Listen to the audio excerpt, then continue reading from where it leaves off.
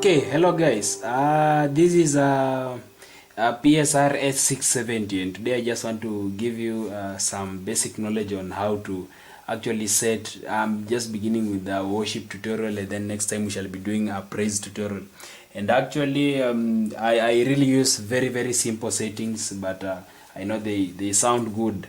So first of all, this keyboard is very simple. If you understand it very well, it's very simple and it can give you very good sound output. So for example, for my voice one, what I do, my voice one is just here. I use what we call the concert grand piano. So you come to the right one, you press the upper button on right one. You just press it once. It will give you so many voices on the screen. And actually I prefer using concert grand just sounds amazing. It's the first voice on this keyboard. When you just press this button and then you press the piano and electric piano, it will give you concert grand. Okay, concert grand. And then so this is how it sounds.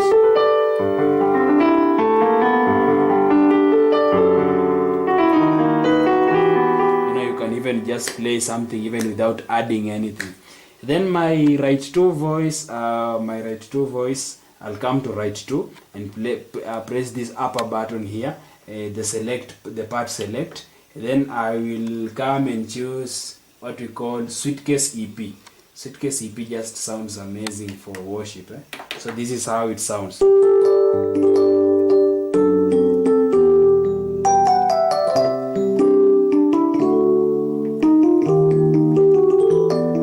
That is what we call the Suitcase EP. So when I combine both, this is how they sound.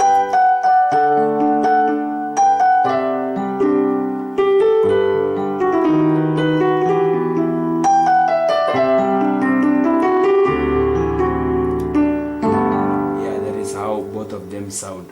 So for my bass, I just prefer using sub bass. So I'll come to the left, the upper part, the part select. I press it, then I go to guitar and bass. And then when I go to guitar and bass, I select this bass called sub bass. So there is one thing that I want you to understand when you are setting your bass. I think my camera person will just pan into the screen, zoom into the screen, so that I show you exactly what I want you to understand. So for example, when you press, you'll get the sub bass, but just below the screen we have something called voice set. So you use these are called keyboard keys, these ones that are below the screen. So you come to number 5, the lower one, then you just press it once, it will open the voice set. So what I want you to understand concerning this, we have the volume, we have the depth, we have the offset, we have octaves, then we have something called monostroke poly, we have what we call parameter time, and then we have other options. So we are not going to set everything, but the volume, you will set the volume depending on the output that you want. But there is something that you need to work on, this thing called depth. Your depth should be 110 and above. Your depth, the touch depth should be 110 and above for it to give you a very strong bass. So for example, you will realize if this volume, if this depth is let me put it to where it's usually defaulted. It's usually defaulted at 64. So if I return it to 64, then I put the volume to maximum, this is how my bass will sound like. You see even the volume of my keyboard is at the end, but the bass cannot go beyond this.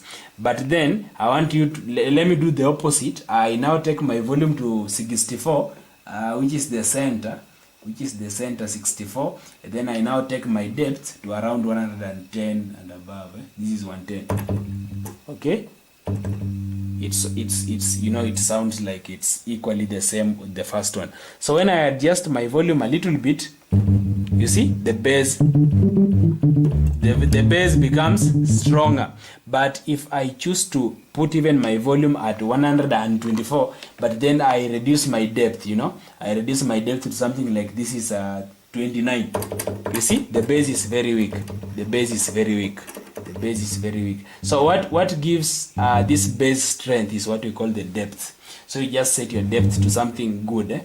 Then when you come to this thing called monostroke poly, just make sure it's at poly, because when it's at mono, it will allow you to play one bass at a time. Now when you play octaves, it gives you that woo woo, you know, you see that effect.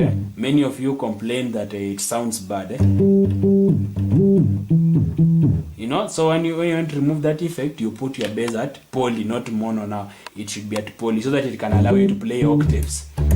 Even if you are playing a 7, you know, you can do a lot of stuffs and you will not hear that effect. So I think I've cleared up with the bass. Another thing that you really need is what you call a sustain, you know, because the sound will not sound, it will not give you a good output when you don't have sustain. So many people have been asking me, you know, where do we get the sustain function for the PSR 670? So you just come to the function button, you press the function button once, then you come to something called voice setting, then you press enter. You will just get at the screen here, there is sustain on and off. So when you press this, it's off, here it is off, here it's off, I'm sorry, here it's off, and here it's on, you know. So if you don't have a foot pedal, you just come to the function voice setting, you put your sustain on. But if you have a foot pedal, then you can just directly use your foot pedal instead of, you just turn this one off, and then you use your sustain pedal. So that is how I've set my keyboard. And then for the beat, you can choose to the beat that you want. For example, for me, I'm using a programmed beat from my flash disk. So if you have a flash disk, you will come to the user stroke expansion stroke user button. You press it and you'll get all the beats that you've loaded in your keyboard or the ones that are in your flash disk. But if you don't have, you can, you know, move around these buttons, the style buttons, and get a good style for yourself. And then for you to get a worship that sounds amazing, what you need to do when you play, this is the part A of my beat. But if you want it to sound amazing, you use this thing called the multipad control. So multipad control has so many things. When you come to the select button here, it will give you a page. It has so many things inside it. So you just go and look for something called, there are some parts called shakers and tambourine. Shakers and tamb. You activate them, you just enter, and then they will come. They will load themselves here. So when I play this beat, you know, I add some shakers. Don't add all of them. I can choose to add maybe 1 and 4. Hear the difference? You know, the beat sounds amazing. Without them, you know, the beat is quite dry, but when I use the shakers and the tambourine, you know, it gives the beat some good percussions that fill them. Now my keyboard is complete. I've set my keyboard and it's now okay. It's ready to be played.